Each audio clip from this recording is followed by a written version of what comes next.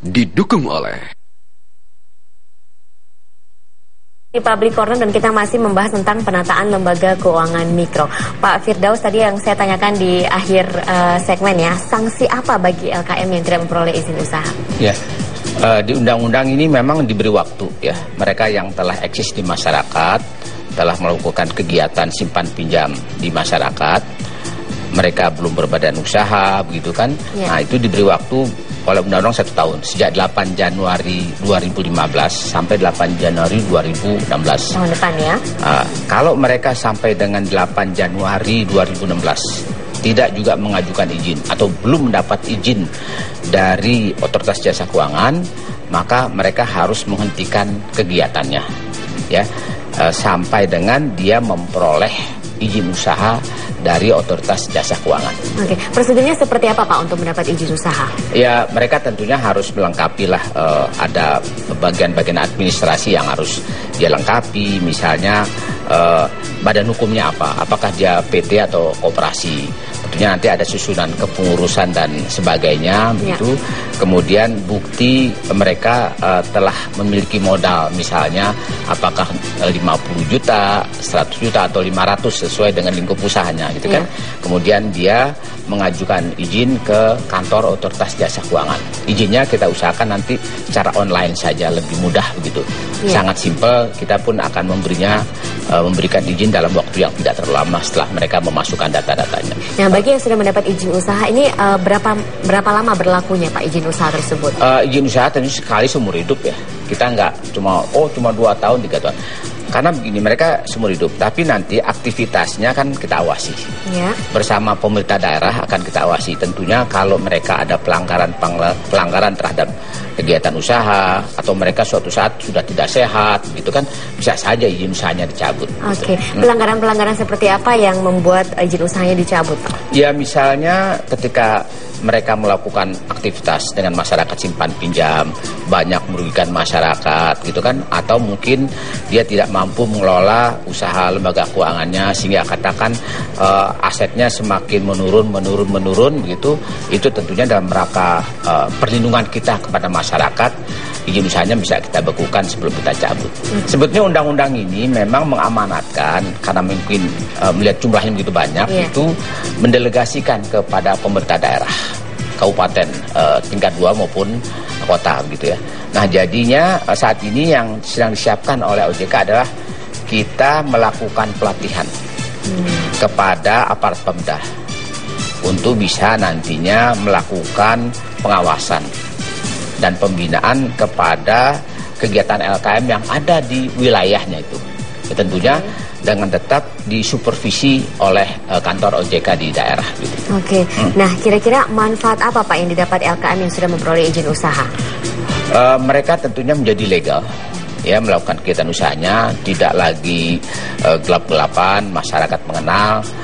Suatu saat nanti tentunya Pemda tingkat 1 itu akan membuatkan semacam lembaga penjamin simpanan untuk LKM, gitu ya. Undang-undang memang mengamanatkan begitu, sehingga masyarakat yang menaruh simpanannya, menaruh uangnya dalam bentuk simpanan di LKM ini akan lebih merasa aman, karena ada lembaga penjaminnya. Nah, tentunya kalau ya kita susah juga di masyarakat, kadang-kadang kan ada aja usaha gelap-gelapan gitu ya.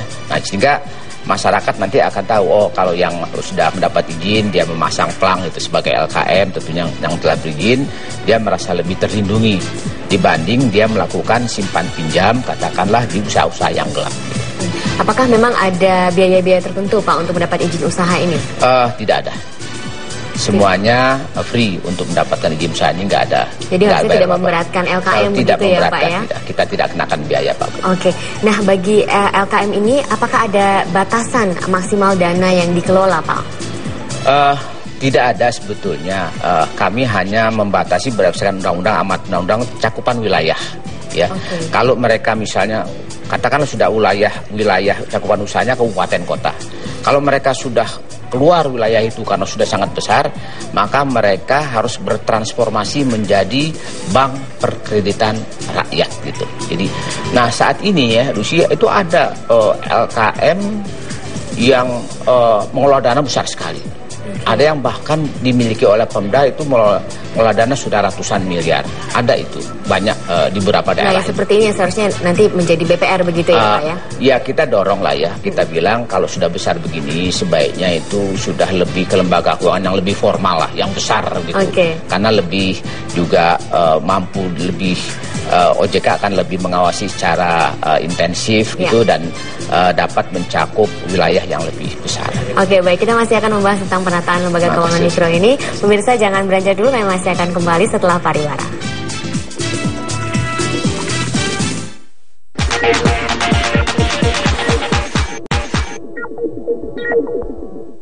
Didukung oleh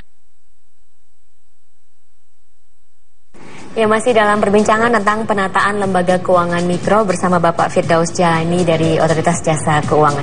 Pak Firdaus, kira-kira kenapa sih Pak lembaga keuangan mikro ini perlu ditata atau diatur begitu? Ini sebetulnya bagian dari usaha pemerintah yang kita bilang financial inclusion, keuangan untuk semua begitu. Jadi bahwa keuangan ataupun lembaga keuangan bukan hanya bisa diakses untuk masyarakat kelas menengah ke atas. Ini bagaimana lembaga keuangan juga bisa diakses oleh masyarakat menengah ke bawah gitu. Jadi barangkali kalau masyarakat menengah ke bawah ini terutama masyarakat kecil pedesaan agak takut barangkali ya, atau malu-malu untuk menggunakan jasa perbankan misalnya ya. Sementara di lingkungan mereka juga ada aktivitas itu gitu kan, aktivitas simpan pinjam, ada yang semi formal yang dimiliki oleh Pemda gitu. Ada yang memang gelap-gelapan misalnya di tah darat gitu.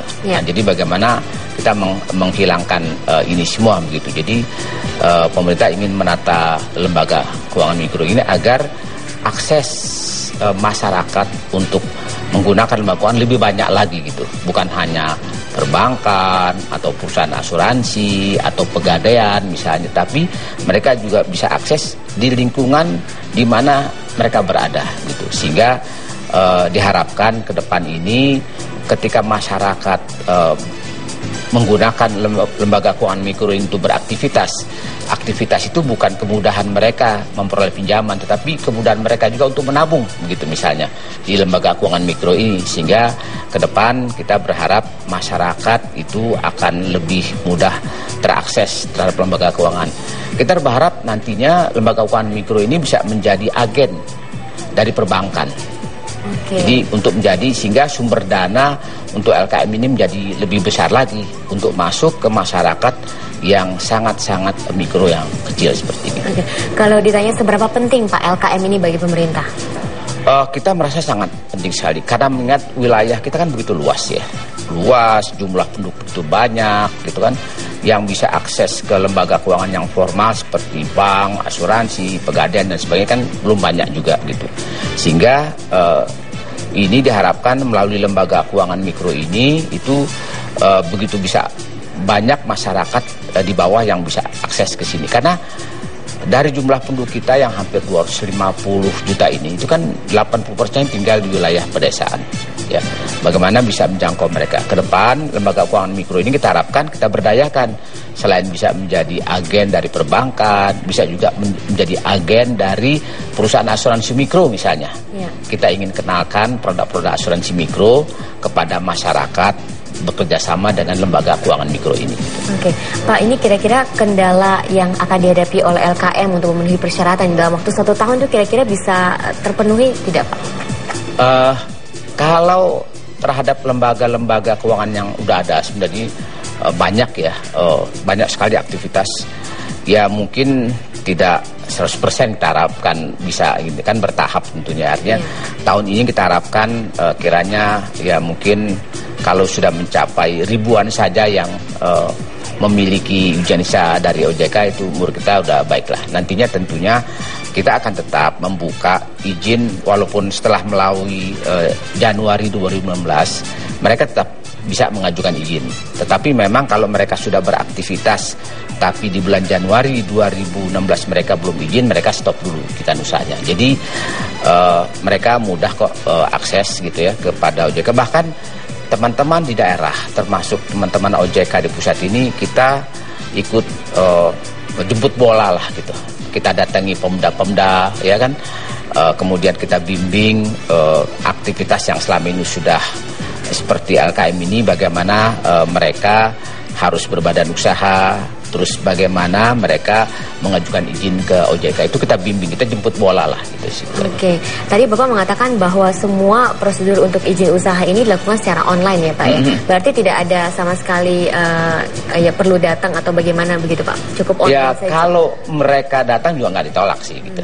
Tapi kalau mereka bisa online, kita akan layani. Kita buka perizinan secara online. Tapi kalau mereka memang ingin datang, make sure ke kantor-kantor OJK, kita welcome saja. Kita sediakan desk di sana. Ya. Terakhir Pak, apa pesan Bapak yang mungkin ingin disampaikan kepada seluruh pemangku kepentingan yang terkait dengan LKM ini? Ya tentunya kepada mereka yang telah melakukan aktivitas lembaga keuangan mikro di daerah, kami himbau untuk segera mengajukan izin ke Otoritas Jasa Keuangan paling lambat Januari di 2016. Karena kalau sampai dengan 2016 mereka tetap tidak melakukan izin usaha, maka kegiatan mereka harus diberhentikan sampai mereka mengajukan izin usaha.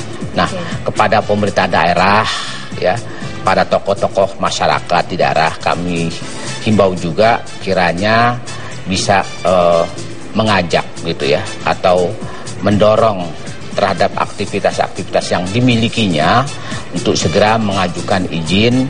Ini adalah upaya dari pemerintah sebetulnya untuk memajukan LKM ini, usaha pemerintah untuk melindungi konsumen mikro di daerah agar mereka bisa berakses, beraktivitas secara legal. Oke, baik Bapak, terima kasih. Kita berharap apa yang dilakukan saat ini, penataan LKM bisa berjalan lancar ya Pak ya, dan bisa membangun Indonesia yang sehat dan kuat secara keuangan. Amin. Terima kasih Miss. Ya, pemirsa, demikian perbincangan kami dalam Public Corner, dan saya Lucia Sari undur diri. Saat lagi White Shot akan kembali dengan informasi lainnya. Terima kasih Pak. Terima kasih.